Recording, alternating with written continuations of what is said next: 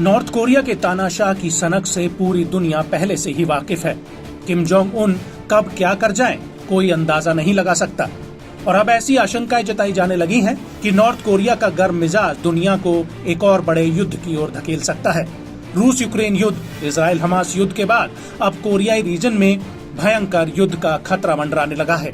पिछले कुछ समय से कोरियाई क्षेत्र पूरे विश्व के लिए चर्चा का विषय बना हुआ है।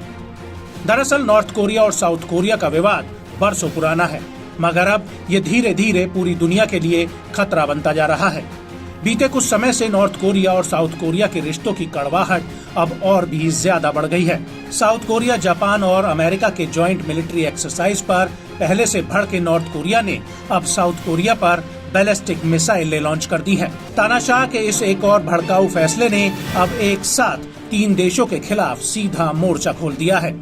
मालूम हो कि नॉर्थ कोरिया ने पहले ही जॉइंट मिलिट्री एक्सरसाइज का करारा जवाब देने की धमकी दी थी। किम जोंग उन ने कहा था कि दुश्मन देशों को आक्रामक और मुंहतोड़ जवाब मिलेगा।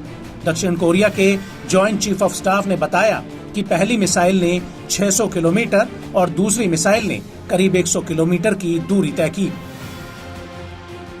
2차 발사한 북한의 미사일은 초기 단계에서 비정상적으로 비행했을 가능성이 있습니다.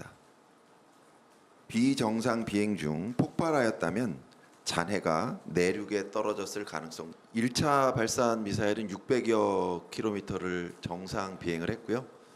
또 그들이 원하는 방향으로 비행을 했는지는 추가 분석이 필요합니다.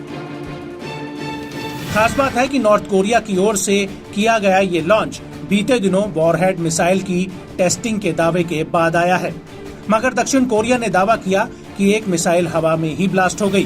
गौरतलब है कि दोनों कोरियाई देशों के बीच के रिश्ते कई दशकों के सबसे निचले स्तर पर है। पिछले कुछ सालों से नॉर्थ कोरिया की हथियारों की टेस्टिंग में कई गुना इजाफा हुआ है। नॉर्थ कोरिया के बार बार टेस्ट के जवाब में साउथ कोरिया ने तनाव कम करने वाली मिलिट्री ट्रीटी को सस्पेंड कर दिया है, लेकिन साउथ कोरिया ने बॉर्डर के पास लाइव फायर एक्सरसाइज फिर से शुरू की है।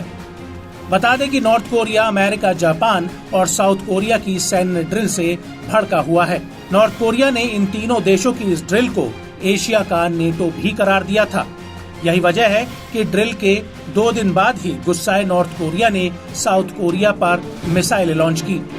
बता दें कि साउथ कोरिया की परेशानी का सबब रूस और नॉर्थ कोरिया के बढ़ते संबंध बताए जा रहे हैं, जहां रूसी राष्ट्रपति 24 साल बाद अचानक नॉर्थ कोरिया पहुंचे।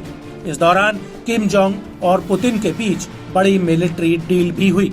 इसमें ये वादा भी शामिल है कि यदि दोनों देशों में से किसी पर भी हमला होता है तो दोनों देश एक दूसरे की मदद करेंगे। ऐसे में पुतिन के दौरे से किम जोंग उन खासा जोश में हैं।